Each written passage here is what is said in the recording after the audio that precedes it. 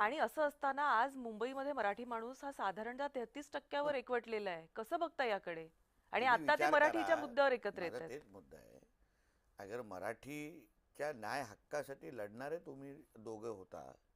मराठी हे तुमची ओळखच आहे की बाबा मराठी माणसाला टिकवण्यासाठी आम्ही एकत्र आलेलो आहे. मग तुमच्या कारकिर्दीमध्ये 25-30 वर्षाच्या कारकिर्दीमध्ये मराठी कमी होणं आणि बांगलादेशी रोहिंगे वाढणं ह्याचा अर्थ काय? तुमच्या तुमच्या कामाप्रमाणे तर मराठी माणूस वाढला पाहिजे होता 30%नी, 40%नी, 60%नी. 1960ला मराठीचा टक्का काय होता हो? आज तुम्ही 33%वर आपण आलेलो आहे.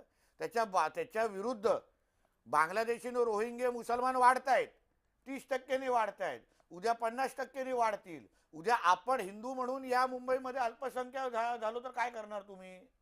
तेव्हा या ठाकरेंना कुठे शोधायला बसणार? हे जाऊन बसणार लंडनला. तेव्हा हे लोक आपल्याला येणार पण नाही भेटायला इथे. म्हणून हा विषय हिंदू समाजाने ह्याच्यावर फार विचारपूर्वक या निवडणुकीकडे पाहिलं पाहिजे. हिंदू म्हणून आपलं जे अस्तित्व आहे, आज भारतीय जनता पक्ष महायुती म्हणून आम्ही जे लढवतोय, आज आम्ही महाराष्ट्रातला मुंबईतला हिंदू समाज ह्याला सुरक्षित ठेवण्याचा विकास कर हा आमचा मेन मुद्दा आहे. जेव्हा लोकसभेची निवडणुकीचा निकाल आला, उद्धव ठाकरेच्या प्रत्येक मुंबईतल्या उमेदवाराच्या मिरवणुकीमध्ये पाकिस्तान जिंदाबादचे नारे दिले गेले, हिरवा गुलाल उडवला गेला, सर तनसे जुदाचे नारे दिले गेले. आता उद्या अगर ह्यांच्या ह्या मराठीच्या षडयंत्रामध्ये अगर आपण फसलो तो 16 तारखेला मुंबईच्या गली गलीमध्ये तुम्हाला सांगतो प्रत्येक वॉर्डमध्ये सर तनसे जुदा आणि अल्लाह अकबरचे नारे तुम्हाला ऐकायला मिळणार आणि तुम्ही काही करू शकणार नाही. आता हे रस्त्यावर येऊन शुक्रवारचे नमाज पडायला सुरू केले ना, उद्या तुमच्या या वेस्टर्न एक्सप्रेस हायवेवर नमाज पडतील, तुम्ही काही करू शकणार नाही. तुमच्या घराच्या बाहेर येऊन शुक्रवारची नमाज पडतील, तुम्ही काही करू शकणार नाही.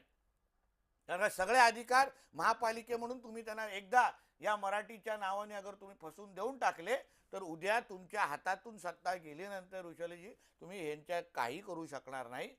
जसं महाराष्ट्रातल्या हिंदू समाजाने भूमिका घेतली, मग हिंदू म्हणजे त्याच्या मराठी पण आहे ना, मराठी आहे, गुजराती आहे, मारवाडी आहे, सगळे आपण लोक त्याच्या हिंदू म्हणूनच आहोत ना आम्ही. म्हणजे काय मराठी हिंदू नाही आहे का? तो काय वेगळा आहे का? पण जे जे हिंदू आहेत त्यांनी एकत्र मिळून या जेहाद्यांना थांबवण्यासाठी, या पाकिस्तान जिंदाबाद बोलणाऱ्या लोकांना थांबवण्यासाठी आपण एकत्र आलंच पाहिजे. पण ह्या